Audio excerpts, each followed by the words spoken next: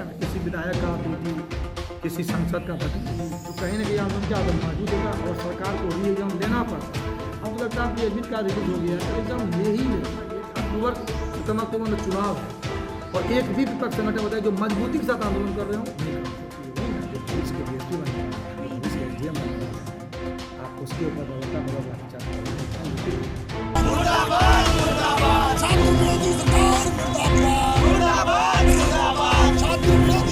दूसरी समस्या ये है कि आंदोलन जो है दिग्भ्रमित हो चुका है और इसमें जो है अलग अलग दिशाओं में बढ़ चुका है। जो आंदोलन प्रारंभ में दिशाओं में बढ़ जाए, बहुत सारी दिशाओं में, वो लंबा नहीं चल सकता। अब एक कल एग्ज़ाम है, आज ही आपने बताया है कि अभी जो एक तरफ भूख हड़ताल बैठे हुए हैं हमारे और दूसरी तरफ जो है चक्का जाम की बात। अगर वो दोनों एक साथ आकर के एक मोर्चा पर सब एक साथ होकर के संगठित होकर वो आंदोलन करते, साथ स्वरूप कुछ और होता। अब समस्या क्या है कि अब जो है बच्चे दुविधा में है कि हम किधर जाएँ, इधर जाएँ उधर जाएँ, जो भी जाएंगे बच्चे ही जाएंगे और बच्चे की संख्या कहीं ना कहीं जो है, क्योंकि समर्थन में नेताओं को आना चाहिए या नेताओं का समर्थन करे बच्चे। अब तो वही हो गया ना, अब तो नेताओं के समर्थन में बच्चे को जाना पड़ेगा, किधर जाए। अगर ये सभी एक बैनर के तले बिना किसी राजनीतिक पार्टी के नाम लिए बच्चे के हित में यदि ये आंदोलन आगे बढ़ता तो शायद जेपी पार्ट 2 ये होने वाला हो बिहार में, फिर से बिहार देखने को मिलता। जेपी जो आंदोलन हुआ था वो भी बच्चे के हित में ही हुआ था, बच्चे के द्वारा किया गया था।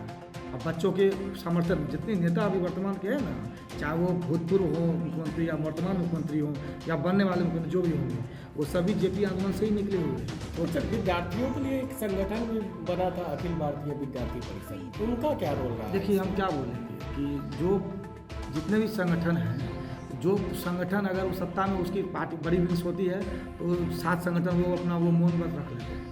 अगर मान लीजिए अभी सरकार अगर बीजेपी की है तो एपी अभी मौन व्रत रखेंगे, और जब मान लीजिए आरजेडी की अगर सरकार बनेगी तो आरजेडी जो 6 संगठन है वो मौन व्रत में आ जाएंगे। तो ये बहुत बड़ी समस्या है। जो भी पार्टियां हैं उनसे छात्र संगठन को अलग रहना चाहिए। अगर अभी सभी 7 संगठन एक साथ होकर संगठित होकर वो अगर आवाज़ उठाते बच्चों के लिए तो कहीं ना कहीं आंदोलन क्या होता, मजबूत होता और सरकार को री एग्जाम लेना पड़ता। अब तो लगता है कि एडमिट कार्ड रिलीज हो गया, कल एग्जाम ले ही लेगा। अब हमको समझ नहीं आ रहा कि अगर एग्जाम फिर से लगा तो ये सफल होगा कि नहीं होगा, क्वेश्चन का पैटर्न कैसा होगा। हालांकि नॉर्मलाइजेशन को लेकर एक बात कहा गया कि नॉर्मलाइजेशन नहीं करेंगे, हम जो है एक स्केलिंग की बात वो कर रहे हैं, स्केलिंग करेंगे। अब उसका प्रारूप क्या होगा, कैसे होगा, लेकिन जो भी हो, अब हमें लग रहा कि फिर आगे कोई समस्या ना हो जाए। अगर क्वेश्चन का लेवल टफ हो गया तो उसमें देखने को मिलेगा कि जो बच्चे एग्जाम देंगे अब वो आंदोलन में कूद जाएंगे। 4 से 5 लाख जो बच्चे फॉर्म भरेंगे, उनमें से लगभग 2 लाख बच्चे जो होते हैं वो सब फॉर्म भरेंगे, रेलवे भरेंगे, एसएससी भरेंगे, बैंकिंग भरेंगे, और अभी एक एग्ज़ाम का सीजन चल रहा है। तो सबसे बड़ी समस्या होगी 5 लाख की तो संख्या ऑलरेडी कम हो जाती है। उनमें से 1-1.5 लाख बच्चे जो रेलवे वाले हैं वो रेलवे एग्जाम में हो जाएंगे, तो वो उसका एग्ज़ाम चल रहा है तो एग्ज़ाम देंगे कि वो आंदोलन में शामिल होंगे। दूसरी बड़ी बात क्या हो गई है कि जो 1 लाख प्रॉपर बच्चे बीपीएससी के हैं उनमें से वो बच्चे दिल्ली में रहते हैं, तो वो दिल्ली में तैयारी करेंगे कि वो पटना के आंदोलन करेंगे। तो बच्चे कहीं ना कहीं बटे हुए खुद भी हैं। अगर वो 4 से 5 लाख बच्चे यदि वो एक साथ एक मंच पे आके पटना में आंदोलन करते तो कहीं ना कहीं पूर्णिया के प्रत्येक जिलों से दूसरे बच्चे भी शामिल होते। तो मुझे लगता है कि बीपीएससी के जो ओरिजिनल बच्चे हैं वो खुद संगठित होकर के वो आंदोलन नहीं कर पा रहे हैं, वो भी 100% वहाँ संगठित नहीं हो पा रहे। अन्य छात्रों की तो बात ही नहीं। हाँ बिल्कुल नहीं कर पा रहे। अगर वो आंदोलन संगठित होकर करते ना तो संभवतः ये एग्ज़ाम कैंसिल होता। क्योंकि देखिए एग्ज़ाम में कहीं ना कहीं मुझे जहाँ तक लग रहा है कैंसिल इसलिए होनी चाहिए कि देखिए पहली बात तो अगर कहीं इतना बड़ा सेंटर आप बनाएं, आप पहले कह रहे थे कि भाई ये पूरा एशिया का सबसे बड़ा एग्ज़ाम सेंटर है, ये है वो है, इतना बड़ा एग्ज़ाम सेंटर है तो आपके उस एग्ज़ाम से आखिर जो भी आपका तो क्वेश्चन लीक नहीं हुआ या हुआ इसको छोड़ दिया जाए, आखिर हंगामा तो हुआ। तो आपके पास इतना पुलिस फोर्स नहीं था कि उस हंगामे को शांत कर लेता, या इतना आपके पास पुलिस फोर्स उसमें इतना मैनेजमेंट नहीं था कि उस जो वहाँ पे विसंगतियाँ देखने को मिली कंट्रोल कर दिया था। इतना बड़ा सेंटर अगर आप 12,000 ले रहे हैं, अभी देखिए ना अभी जो एग्ज़ाम ले रहा है 4 तारीख को उसमें 73 जो है पदाधिकारी को किया गया है, 73 एक एग्ज़ाम एक सेंटर के, या जो भी है जितना सेंटर हो वो डिपेंड करेगा कितना अच्छा सेंटर बनाया गया। अब सोचिए अगर आप उस समय अगर ये प्रबंधन अच्छे से किए होते आज ये समस्या नहीं होती। आप कहते क्वेश्चन लीक ही नहीं हुआ, आप कहते हैं कि इन्वेलर कितना हार्ड है, फटेगा नहीं, वो फट जाता है इन्वेलर। और क्वेश्चन लीक नहीं हुआ तो फिर 1.5 बजे कैसे आ गया, और अगर 1.5 बजे बाहर आया तो फिर मोबाइल अंदर कैसे गया, बार बार तो आप ही फंस गए ना। और ये वही आयोग है जो पहले कहता था कि हम 8-9 पेपर बनाएंगे, अलग अलग जो है मतलब पेपर रहेगा और अलग अलग पेपर में बच्चे एग्जाम देंगे, फिर नॉमिनेशन करेंगे, ये करेंगे। फिर जब बच्चे संगठित हुए तो वो वापस आ गए ना। अगर बच्चे संगठित जितना से पिछली बार हुए थे नॉमिनेशन को लेकर के, अगर उतना संगठित इस बार होते तो शायद री एग्ज़ाम हो जाता। जब रिजल्ट होगा ना, देखिएगा ना, किसी विधायक का बेटी, किसी सांसद का भतीजी, किसी मंत्री का बेटी, किसी भूतपूर्व मंत्री का बेटी, इसमें सत्ता और विपक्ष कहीं न कहीं सभी का मिली भगत है, क्योंकि विपक्ष भी आंदोलन सही रूप से नहीं कर पा रहे हैं। ये बताइए कि सितंबर अक्टूबर में चुनाव है और एक भी विपक्ष संगठन बताइए जो मजबूती के साथ आंदोलन कर रहे हो, नहीं कर रहे हैं। तो मुझे तकलीफ सत्ता के साथ, मुझे विपक्ष से भी तकलीफ हो रही है कि आप संगठित होकर आंदोलन क्यों नहीं कर रहे हैं। बच्चे बाद में बच्चे बैठे थे, क्या बच्चे हिंसा कर रहे थे, क्या बच्चे हुड़दंगी कर रहे थे, क्या बच्चा प्रोटोकॉल तोड़ रहे थे, परमिशन लेके बैठे, आराम से बैठ करके वो शांतिपूर्वक आंदोलन कर रहे थे। आप लाठीचार्ज क्यों करवाए? आपको डर था संख्या बढ़ ना जाए।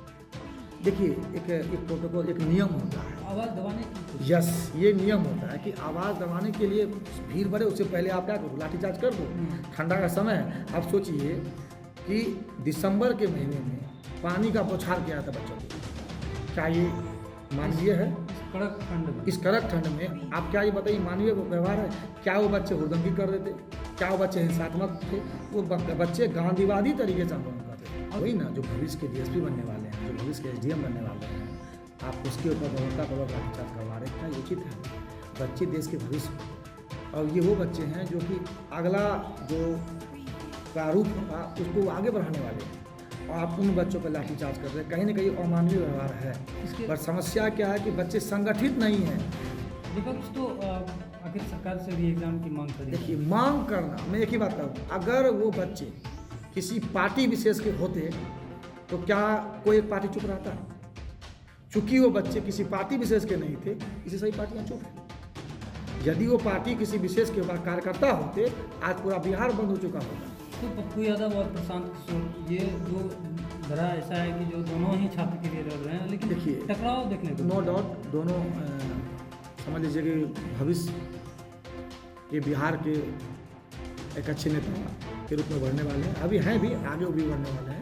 बट मेरा यही होता है कि अगर दोनों साथ एक मंच पे आकर अगर वो आंदोलन करते ना और बच्चों के हित में करते, तो आंदोलन का स्वरूप कुछ और होता।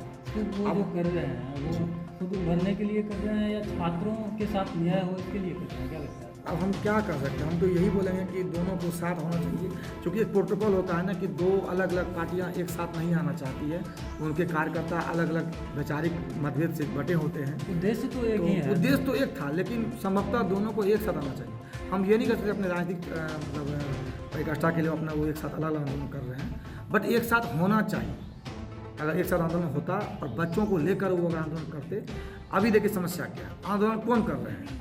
आंदोलन जो पार्टी के लोग कर रहे हैं, क्या वो उसमें एक भी कार्यकर्ता है जो बीपीएससी का एग्जाम दिया? अब समस्या ये हो रहा है, आंदोलन करने वाले कौन है? जो खुद बीपीएससी के छात्र नहीं है, सोचिए। और जो बीपीएससी के छात्र हैं वो कुछ मात्रा में गर्दनी भाग में आंदोलन कर रहे हैं, बाकी वो साइलेंट जोन में बैठे हुए हैं। तो समस्या है कि जब तक वो अपने पे उसको नहीं लगेगा ना, वो आंदोलन सही से नहीं कर सकता है। आंदोलन करने वाले, चाहे वो प्रशांत किशोर जी हों, चाहे हमारे पप्पू यादव सांसद जी हों, आप बताइए उनके जो भी आंदोलन करने बैठे लोग होंगे उनमें कितना परसेंट विद्यार्थी होंगे? समस्या ये है। अगर उन दोनों के साथ विद्यार्थियों की संख्या ज़्यादा हो जाती तो शायद कुछ हद तक सफल हो जाता, क्योंकि ये दोनों लोग तो आंदोलन ही न करेंगे, लेकिन सहयोग तो बच्चों को न करना चाहिए। तो यही वजह है कि अभी तक नीतीश कुमार पे वो दबाव नहीं बन पाया कि वो एग्जैक्ट। अभी सोचिए एक इलेक्शन का समय है, इलेक्शन जोन में है, सोचिए कि 7-8 महीने बाद इलेक्शन होने वाला है और सरकार चुप बैठी हुई है। आयुक्त साहब हम बिल्कुल अड़े हुए हैं, पुष्पा की तरह हम बिल्कुल नहीं चलने वाले हैं, हम नहीं झुकने वाले हैं। लेकिन ये जो पुष्पा स्टाइल में जो बोल रहे हैं हम नहीं झुकेंगे, वो झुके हैं ना कुछ दिन पहले। नॉमिनेशन की बात पर वो पीछे आए हैं, मल्टीपल कलर के नाम पे वो एक बार में सहमति बनाए हैं। क्यों? क्योंकि वो आंदोलन इनके तुलना में तीव्र था और अभी आंदोलन क्या है, कहीं ना कहीं मंद पड़ चुका है। इसीलिए क्या है, एग्ज़ाम कल हो रहा है, कल एग्ज़ाम लगता है संभवतः हो जाएगा, क्योंकि मुझे प्रेशर कहीं दिख ही नहीं रहा, प्रेशर कहीं दिख रहा। हम भी प्रयास किए थे अपने कोचिंग के बेदार के तले, हम जो है सभी बच्चों को संगठित किए थे और जो हम कैंडल मार्च निकाले थे, मात्र 30 से 35 बच्चे आए थे, मात्र सोचिए, ओनली 35 स्टूडेंट। फिर बहुत सारी पार्टियां भी आंदोलन किए थे। कुछ दिन पहले आरजेडी किए थे, उसमें भी संख्या कम थी। कुछ दिन पहले, उससे पहले भाकपा वाले और कांग्रेस एक साथ किए थे, उससे भी संख्या कम थी। जबकि बच्चों को उसमें पार्टिसिपेट करना चाहिए था। ये भूल के किसी एक पार्टी का बैनर है, अरे वो आप ही के हित में काम कर रहा है ना। सरकार तब तक नहीं झुकता है जब तक वो लगता है कि हम झुका के रखेंगे। सरकार तब झुक जाती है जब उसको लगता है कि नहीं, अब हम आपको झुकाने वाला आ गया है। यदि आंदोलन तीव्र होता, आंदोलन का रूपरेखा थोड़ा मजबूत होता, तो शायद सरकार पीछे आ जाती या आयोग पीछे आ जाते। तो क्या आंदोलन का जो आधार है वो कमजोर है क्या? आधार कमजोर नहीं, संख्या कमजोर है। संख्या आप ही बताइए, जो नॉर्मलाइजेशन को लेकर जो आंदोलन किया गया था उसकी संख्या और वर्तमान की संख्या, क्या दोनों बराबर है? दोनों बराबर नहीं है। यदि उसी संख्या में बच्चे आ जाए ना, अभी कल एग्जाम में आज आ जाए तो समझता कल एग्जाम रद्द हो जाएगा। या जितने जहाँ पे सेंटर पे लोग हैं सेंटर जहाँ जहाँ पड़ा है, वहाँ सही बच्चे जाके वहाँ पे शांतिपूर्वक गांधी तरीके से आप आराम से आंदोलन करिए ना। आप काला पट्टी बांध के संख्या बढ़ाइए ना, 10 से 15 भी नहीं पहुँचने वाले हों।